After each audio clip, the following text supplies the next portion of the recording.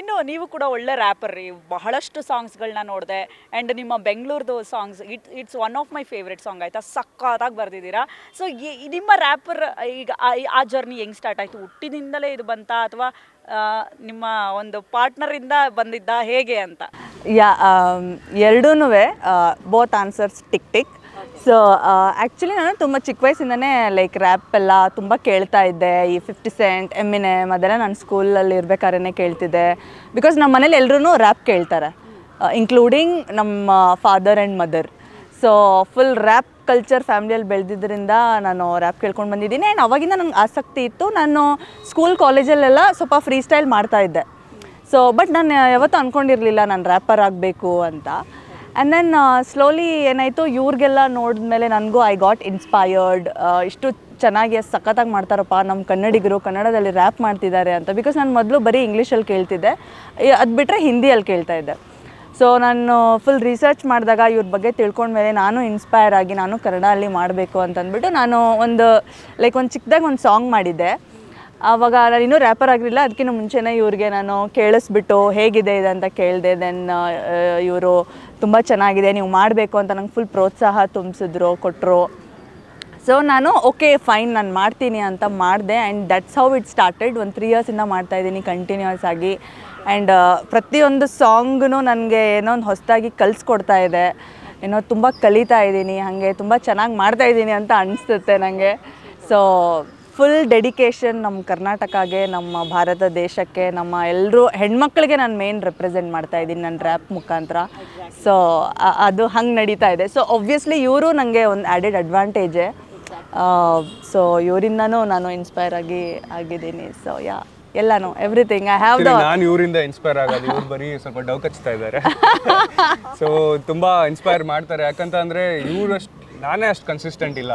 ನಂದೇ ಯಾವಾಗಲೂ ಮೂವಿಗೆ ಮಾಡಿದ್ರೆ ಮೂವಿಗೆ ಬಂತು, ನನ್ನ ಸೋಲೋ ಸಾಂಗ್ಸ್ ಏನಾದರೂ ಬಿಡಬೇಕು ಅಥವಾ ನನ್ನ ಏನಂತಾರೆ ಸಿಂಗಲ್ ಸಾಂಗ್ಸ್ ಬಿಡಬೇಕು ಅಂತಂದರೆ ಅಲ್ಲೊಂದು ಸ್ವಲ್ಪ ತುಂಬ ಲ್ಯಾಗ್ ಮಾಡ್ತಾಯಿದ್ದೆ. ಸೊ ಇವ್ರನ್ನ ನೋಡಿದ್ಮೇಲೆ ನನಗೆ ಇನ್ನೂ ಒಂದು ಸ್ವಲ್ಪ ಮೋಟಿವೇಶನ್ ಬಂತು. ಆ್ಯಂಡ್ ಓಕೆ ನಾನು ಇವರಿಂದ ಇನ್ಸ್ಪೈರ್ ಆಗ್ತೀನಿ, ಇದು ವೈಸ್ ವರ್ಷ, ಇವರಿಂದ ನಾನು ನನ್ನಿಂದ ಇವರು ಅಂತ.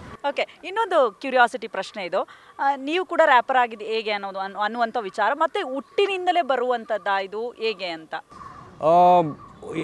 ಅಂದರೆ ಸಾಹಿತ್ಯದ ಕಡೆ ಒಲವು ಇತ್ತು. ಅಂದರೆ ಇವಾಗ ಹೆಂಗೆ ಇವ್ರು ಹೇಳಿದ್ರಲ್ಲ, ಚಿಕ್ಕ ವಯಸ್ಸಿಂದ ನಾನು ಸಾಂಗ್ಸ್ ಕೇಳ್ಕೊಂಬರ್ತಿದ್ರು ಅಥವಾ ಬರೆಯುವ ಒಂದು ಆಸಕ್ತಿ ಅಥವಾ ಒಂದು ಓದುವ ಆಸಕ್ತಿ ಯಾವಾಗ ಸ್ಟಾರ್ಟ್ ಆಗುತ್ತೋ ಅಲ್ಲಿಂದ ಒಂದು ಸಾಹಿತ್ಯದ ಮೇಲೆ ಆಸಕ್ತಿ ಬಂದಿತ್ತು.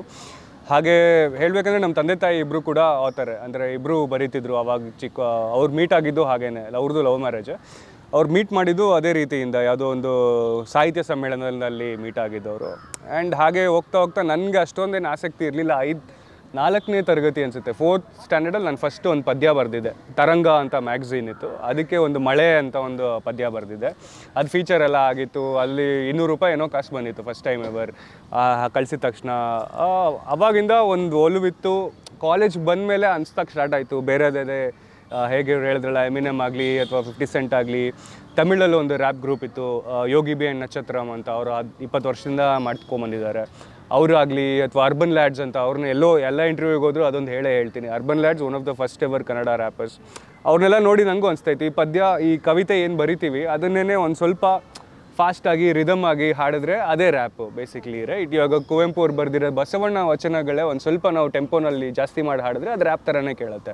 ಸೊ ಬೇಸಿಕ್ಲಿ ನಮ್ಮ ಹಿಸ್ಟ್ರಿನಲ್ಲೇ ಬಂದಿದೆ. ನಮ್ಮ ಕನ್ನಡಿಗರು ಯಾವ ಕಾಲದಿಂದ ಬರ್ಕೊಂಬಂದಿದ್ದಾರೆ ಅಂದರೆ ಎಲ್ಲ ರ್ಯಾಪ್. ನಮ್ಮ ಊರ ಕಡೆ, ನಮ್ಮ ರಾಣೆಬೆನ್ನೂರು ಕಡೆ ಎಲ್ಲ ಒಂದಷ್ಟು ಜನ ಬರ್ತಾರೆ, ಮದುವೆ ಆದರೆ ಮಕ್ಕಳು ಹುಟ್ಟಿದ್ರೆ ಎಲ್ಲ ಬರ್ತಾರಲ್ಲ, ಪದ ಕಟ್ಟೋದು, ಪದ ಹಾಡೋದು ಅಂತ ಹೇಳ್ತಾರಲ್ಲ, ಅವರು ಎಲ್ಲ ಫ್ರೀ ಸ್ಟೈಲ್ ರ್ಯಾಪರ್ಸೇ ಬೇಸಿಕ್ಲಿ. ನಮಗೆ ಆಗಾಗ ಅದೆಲ್ಲ ನೋಡ್ಕೊಂಡು ಬೆಳೆದಿರೋದ್ರಿಂದ ಸೊ ನಮಗೂ ಒಂದು ಆಸಕ್ತಿ ಬಂತು. ಆ್ಯಂಡ್ ಏನಂತಾರೆ, ಅಭಿಮಾನಿ ದೇವ್ರುಗಳ ಆಶೀರ್ವಾದ, ಅಂಬಾನಿಯವ್ರ ಆಶೀರ್ವಾದ, ಇಂಟರ್ನೆಟ್ ಕೊಟ್ಟು ಎಲ್ಲ ಕಡೆಯಿಂದ ನಮ್ಮಂಥವ್ರೆಲ್ಲ ಫೇಮಸ್ ಮಾಡಿಸ್ತಿದ್ದಾರೆ. ಸೂಪರ್. ಓಕೆ,